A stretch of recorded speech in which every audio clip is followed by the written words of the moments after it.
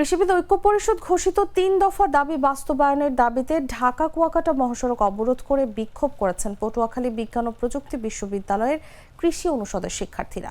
রোববার সকাল 12:30টার দিকে বিশ্ববিদ্যালয়ের 2 শতাধিক শিক্ষার্থী ঢাকা কুয়াকাটা মহাসড়কের লেবুখালী ব্রিজ টোল প্লাজায় অবস্থান নেন।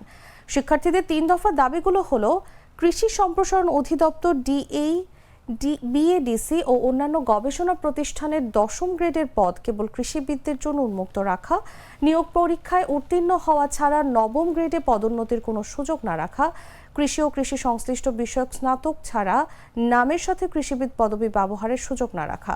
সেনাবাহিনী ও পুলিশের উপস্থিতিতে ঘণ্টাব্যাপী চলে কর্মসূচিতে শিক্ষার্থীরা দাবির পক্ষে বিভিন্ন স্লোগান দেন।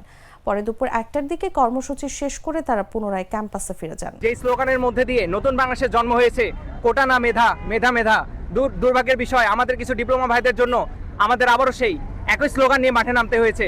কেননা তারা চাচ্ছে শুধুমাত্র তাদের জন্য 100% কোটা রাখা হোক 10ম গ্রেডে, কিন্তু বাংলাদেশের মতো জায়গায় যেখানে বেকারত্ব একটি বিশাল সমস্যা এবং একটা টেকনিক্যাল সাবজেক্টে পড়াশোনা করে আমরা এত সুযোগ থাকার পরেও যদি নিজ সেক্টরে কাজ করার সুযোগ না পাই, তখন তো এর চেয়ে আর দুঃখের বিষয় কিছু থাকে না। যে আমাদের 3 দফা দাবি হচ্ছে ডিএই এবং বিএডিসির অন্যান্য গবেষণা প্রতিষ্ঠানে 10ম গ্রেড কৃষিবিদদের জন্য উন্মুক্ত করতে হবে এবং নিয়োগ পরীক্ষায় উত্তীর্ণ ব্যতীত 9ম গ্রেডে কোনো ধরনের পদোন্নতি দেওয়া যাবে না এবং কৃষি বিষয়ক সংশ্লিষ্ট স্নাতক ডিগ্রি ব্যতীত কাউকে কৃষিবিদ এটা ব্যবহার করতে দেওয়া যাবে না। এর জন্য সরকারি প্রজ্ঞাপন জারি করতে হবে। এ হচ্ছে আমাদের 3 দফা দাবি। ডিপ্লোমা ইঞ্জিনিয়ারিং এবং বিএসসি ইঞ্জিনিয়ারিংদের মধ্যে যে একটা বিভিন্ন দাবি দেওয়ার প্রেক্ষিতে কিছু আন্দোলন সংগ্রাম চলতেছে, তারই অংশ হিসেবে পটুয়াখালী বিজ্ঞান ও প্রযুক্তি বিশ্ববিদ্যালয়ের কৃষি অনুষদের যারা স্টুডেন্ট আছে তারা আজকে এখানে টোল প্লাজা আসছিল।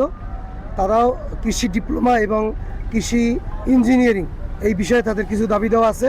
তা আমরা তাদের সাথে কথা বলেছি, তাদেরকে বলেছি যে আপনাদের যে দাবি দেওয়া এটা আপনারা আপনাদের যথাযথ কর্তৃপক্ষের মাধ্যমে যারা উপযুক্ত কর্তৃপক্ষ আছে তাদেরকে জানান।